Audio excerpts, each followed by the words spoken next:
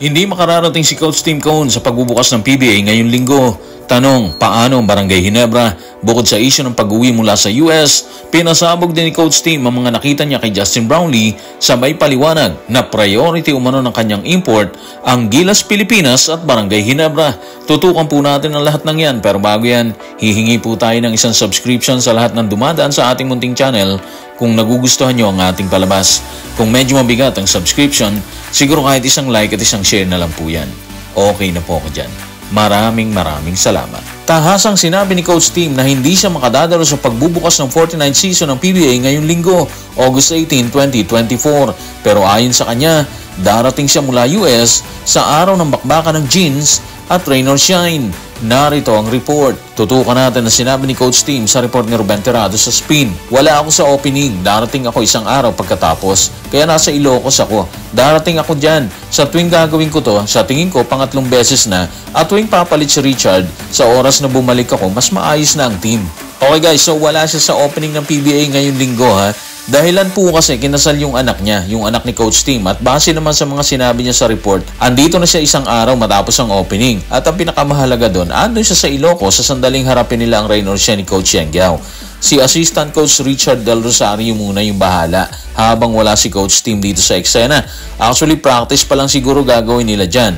And malaki naman ang tiwala ni Coach Tim sa kanyang assistant Ibig sabihin, walang dapat alalahanin ng fans ng Barangay Ginebra habang wala siya sa eksena. Habang hindi siya makadadalo sa pagbubukas ng PBA ngayong August 18, muli naman niyang ibinandera ang dahilan bakit patuloy ang pananalasa ni Justin Brownlee sa Gilas man or sa Barangay Ginebra. Narito ang kanyang pahayag. Tutukan natin si Coach Tim sa report ni Michael Hugado ng Malaya. Kapag nakikipaglaro ka sa isang napaka-instinctive or natural na player, you tend to see him at panoorin siya at maaaring ma-adapt mo yan.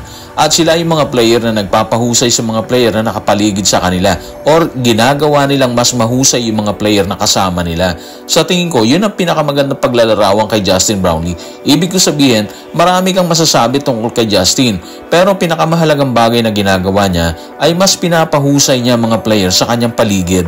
Ito na nga yung pinakamabigat na papuri para kay Justin. Siya yung guy na mas priority talaga ang ibang open na player kaysa sa kumamada siya ng pansarili niya. Meaning, ibinibigay niya talaga yung bola sa dapat pagbigyan, lalo na kapag nakita niyang mas may kapasidad ng kasama niyang umiskor. Hindi niya sinosolo bakbakan, ini-involve niya lahat ng kasama niya sa court para mas maging magaan ang laban ng team. At ang resulta, mas gumagaan ang trabaho ng coach. Kalauna, nagtatala ng panalo. Yun ang benefit kapag katulad ni Justin ang kasama mo sa court. Bilang player, magsashine ka kasi sigurado makakakuha ka ng bola mula sa kanya. At bilang coach, nagiging madali ang trabaho mo kasi bukod sa nasusunod yung mga plano mo na nakalatag na doon, tinutulungan ka ng player na katulad ni Justin na ma-execute ng maayos ang game plan mo. Sa patuloy na paglalahad ni Coach Tim Cone, inamin ito na prioridad na ni Justin Brownlee ang Barangay Ginebra bilang import at Gilas Pilipinas bilang naturalized player.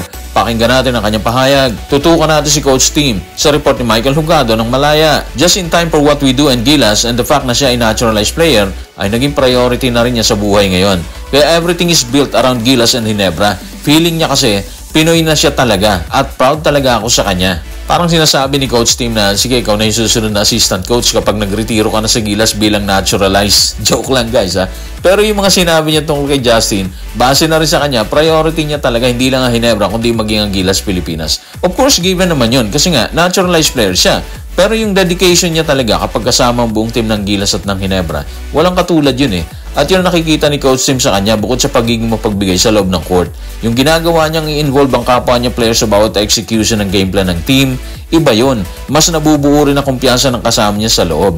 Kaya ang resulta, positibo. Although minsan sablay din, pero mas nagiging katanggap-tanggap na makita yung ganon.